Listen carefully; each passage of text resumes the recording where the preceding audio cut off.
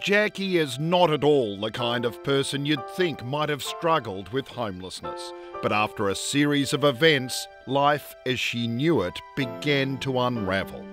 Up until 2007, I basically led a very middle-class life, and suddenly I was in a situation where my home life came unravelled, and I had a serious car accident, and I significantly injured my neck and shoulder and my lower back, and to date I've lost over about 35% of mobility in those areas. And I guess from that, and I also suffered post-traumatic stress. I tried to return to work and it just didn't work out for me, and I couldn't handle the stress of my general work, and therefore had to take a redundancy, and found myself in a situation where I no longer could afford to support myself. And my home life had suddenly sort of disintegrated. My relationship failed, and I felt like I had no other option, and the only viable option for me was to move out of home. Most people have an exit plan when they decide to leave a partner, and my exit plan was to take a secondment in New York, and I had that opportunity to do that, but and that was all I was thinking about, was getting out of the house. But my secondment was actually voluntary, and so I came back after 3 months with absolutely no money and realised that I could only couch surf for a number of days on friends' couches, and I was basically estranged from my parents. And so I looked up online and found out that I had to go and register with a homeless service. I probably would have told more people about it and probably would have reached out to more people, but I was so embarrassed that I'd let myself get myself into this situation. And that whole perception that you're going to be judged by your colleagues and your friends and your family meant that I just felt even more isolated. And it was such a learning curve. I had no idea how the homeless service worked at all, and thought that it was very simple to find emergency accommodation for the night. I thought it would be done and dusted in a one go, but it wasn't. Finding temporary accommodation proved to be much harder than Jacqui anticipated. In order to actually even get a bed anywhere, you actually had to be there by 9 o'clock, because by 10 o'clock all the possible places you could close usually fill up.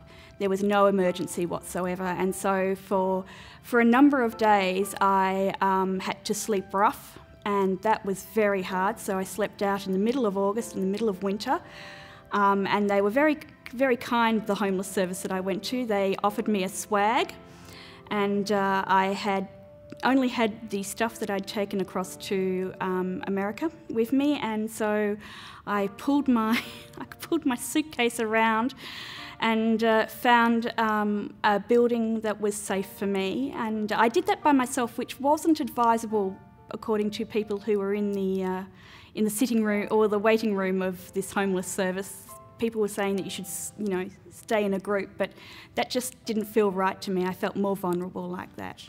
And I don't think you really sleep when you sleep rough. You tend to just sit up and pray to God that nothing's going to happen, and you sort of close your eyes and then wake up very quickly, and close your eyes and wake up very quickly. So it was very hard.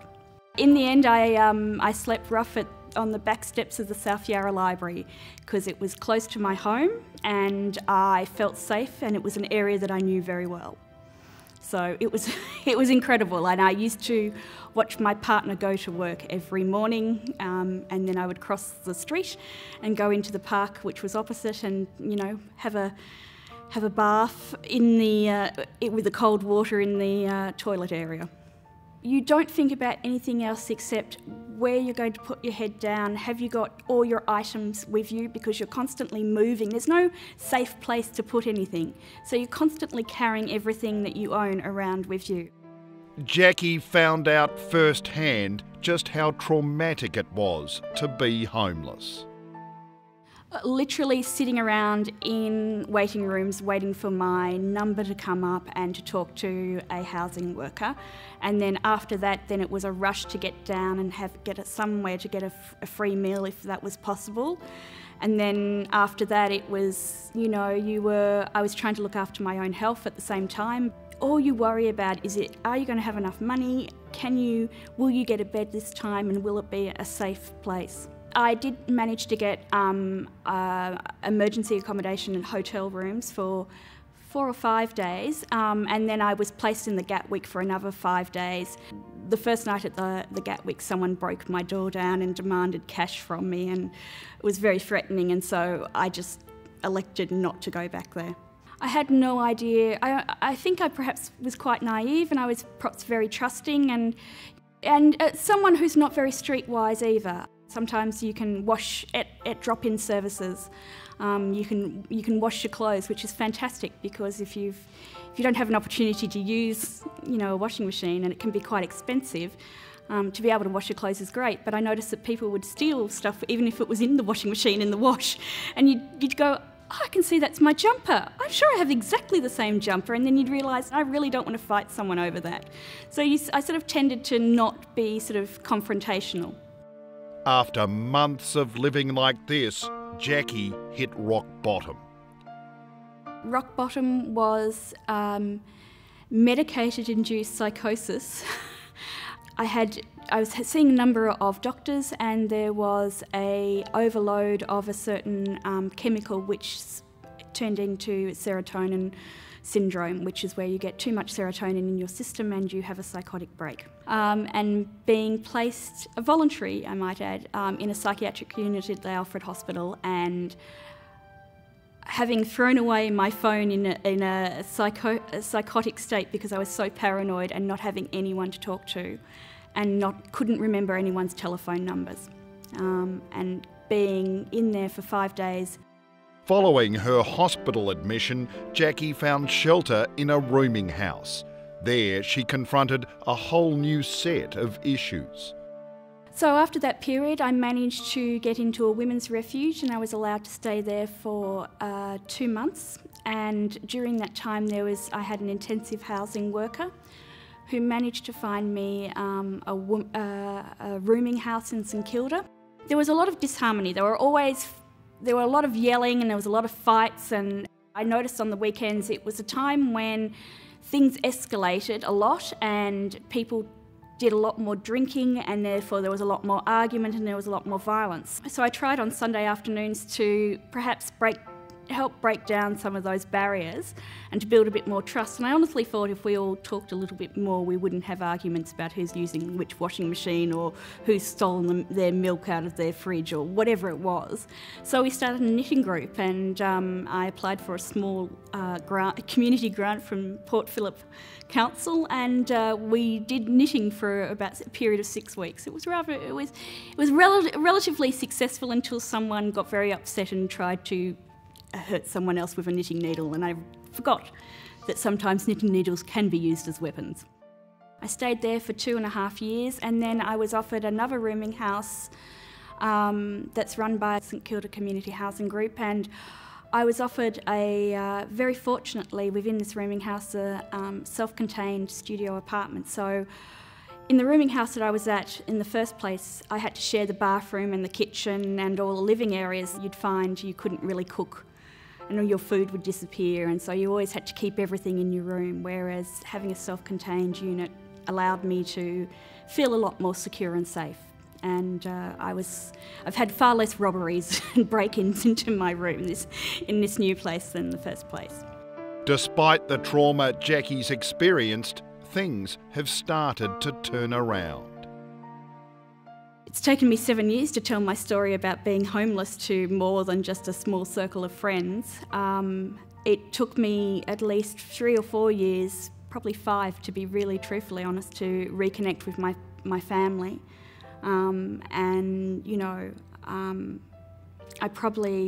I deeply regret the way that all sort of unfolded, but we're trying to make up for lost time now. And I still think to this day, what could I have done better, or how could I have made it better?